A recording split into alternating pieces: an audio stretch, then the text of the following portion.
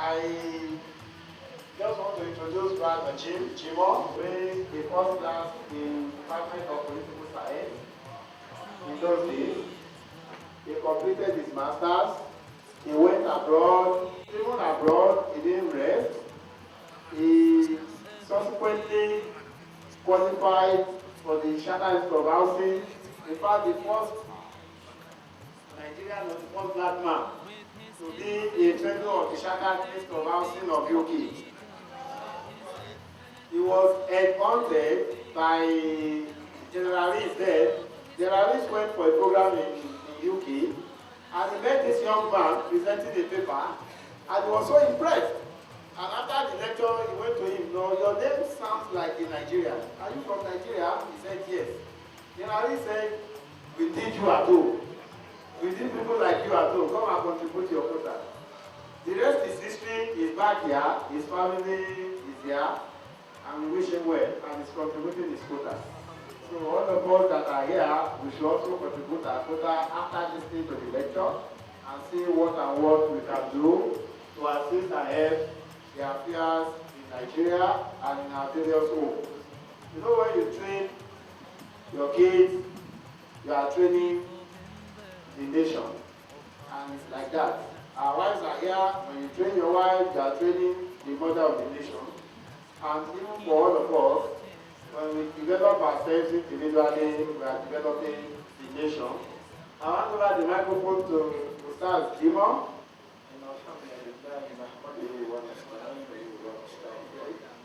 ونعوذ بالله من شرور انفسنا ومن سيئات اعمالنا من يهده الله فلا مضل له ومن يضلل فلا هادي له واشهد ان لا اله الا الله وحده لا شريك له واشهد ان محمدا عبده ورسوله اللهم صل على محمد وعلى ال محمد كما صليت على ابراهيم وعلى آل إبراهيم وبارك على محمد وعلى آل محمد كما باركت على إبراهيم وعلى آل إبراهيم إنك حميد مجيد.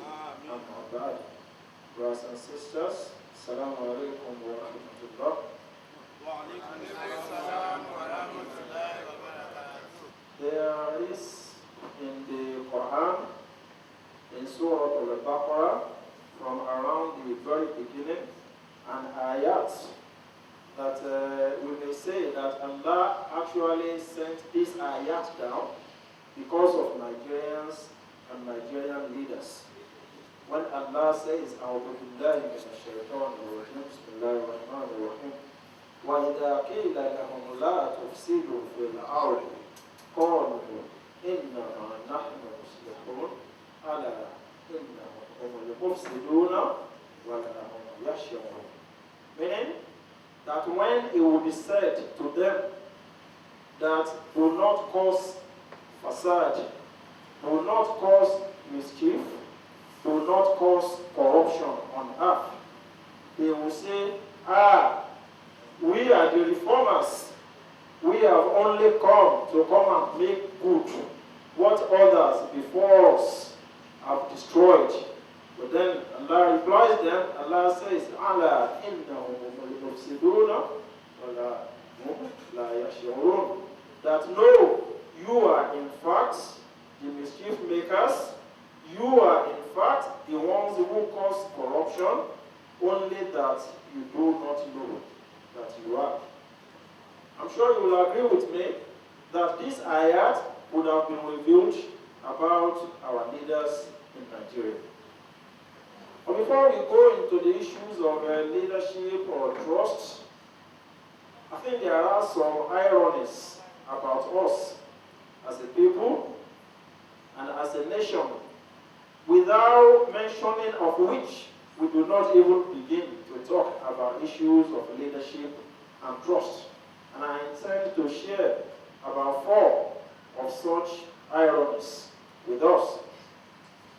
And that is also because there would seem to be a direct correlation in what appears to be mutual exclusivity between leadership in Nigeria and the issue of trust. What is the first of these ironies? You know, whenever you would talk about Nigerians, the image that comes to mind, the perception is of that of a people who are very charismatic, confident, self-aware, highly educated, go-getters. This is the impression that you get about Nigerians, even overseas, whenever Nigerians will be mentioned. But whenever you would talk about Nigerian leaders, the opposite of all this is exactly what you get. And nothing sums it up more than the fact that we had to wait all of 46 years following independence before we got the first graduate president in this country. In a nation where there are almost equal amount of PhD holders as there are HND holders, to have to wait all of 46 years before you get a graduate as a president, I think sums up well as a people of irony. But even within that irony is a mini irony, because I think now the nation has had two graduate presidents. One, a master's degree holder, the former president, may Allah have mercy upon him. Amen. And the second, a PhD holder, right?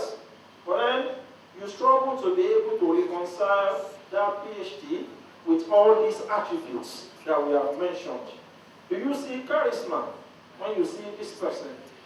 Do you see confidence when you see this person?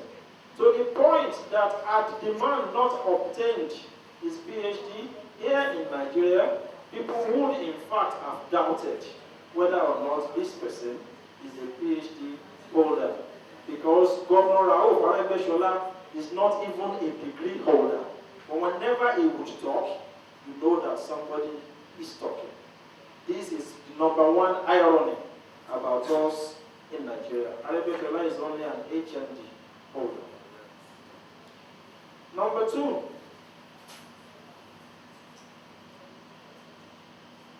is the ease with which the elites in Nigerian politics submit to the dictates of the illiterates, the semi-illiterates, and the vagabonds amongst us. And by this, I'm referring to the roles of the likes of the late Sheikh Adedibu amongst us. You know, there is this popular saying that he who pays the piper dictates the tune. But in Nigerian politics, the piper gets paid and then dictates the tune to the one who has paid him. And this is what we find in Nigerian politics, and it is an irony about us as a people. And perhaps, for me, I think the best example of this, or maybe the worst example, is what I should say. And anyone under the age of 40 will not know anything about this, is the case of bio-success in the Second Republic. I'm sure everybody here over the age of 40 will remember bio-success. Bio-success was a garage tout, motor park, a tout, who one way or another, either by force or not, became a union leader and then got recruited by the UPN to be working for them. No, he was working for UPN first, and then MPN saw the success that he was getting with UPN, and now NPN bought him over, and then with the man who was unable to put together a sentence in English, was actually a candidate for the House of Representatives under the NPN. Yet, it was the elites, the very highly educated people amongst us, who are in charge of this manipulation. That, for me, is the second irony about us. And in terms of these ironies, for some reason, I think a lot of it will tend to maybe apply to Oyo State more than other places. I don't know why. Oyo people are protesting.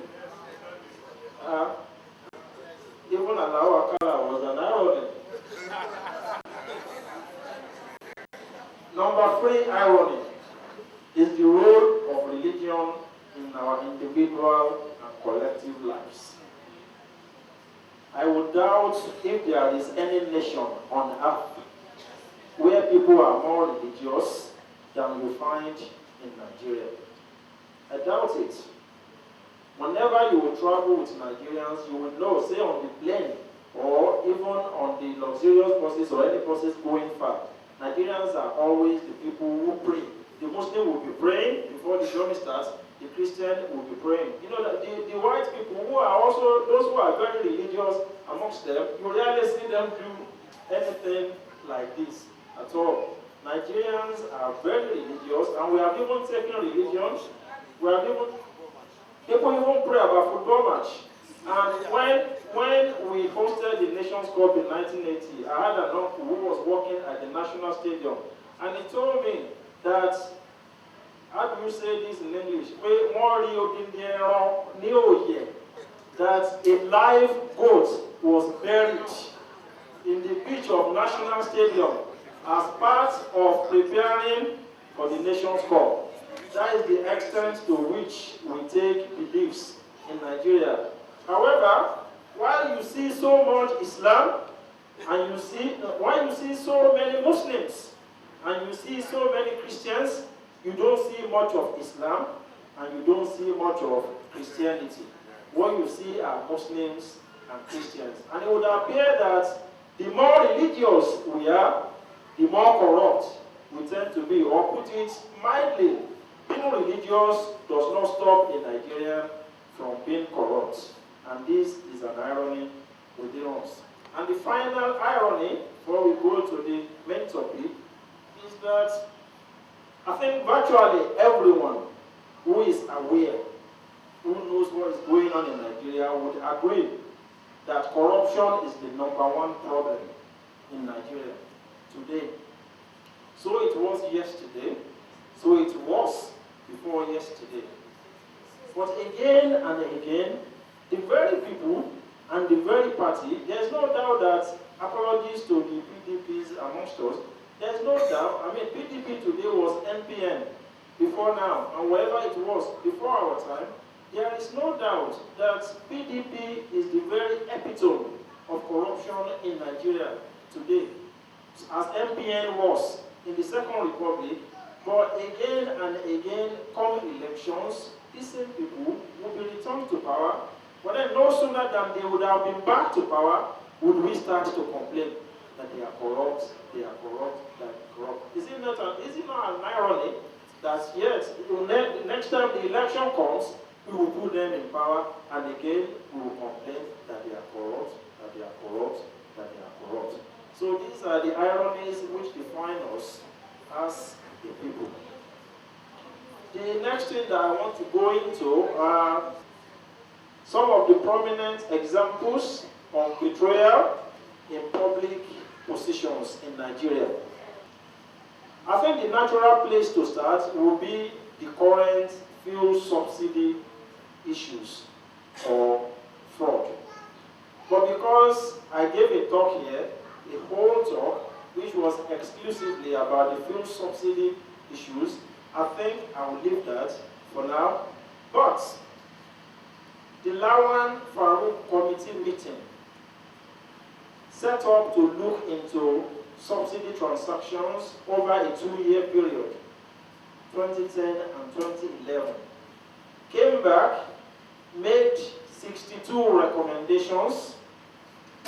You would have thought, and this would only appear natural, that the very first of such recommendations would be that the minister under whose watch all these infractions took place should vacate her position. Somehow, they managed to come up with 62 recommendations, but not one of which was the demand for the minister to vacate her position. When I gave the talk here about fuel subsidy, I said that nothing is going to happen to any one of these people. I didn't mention names then, but I implied that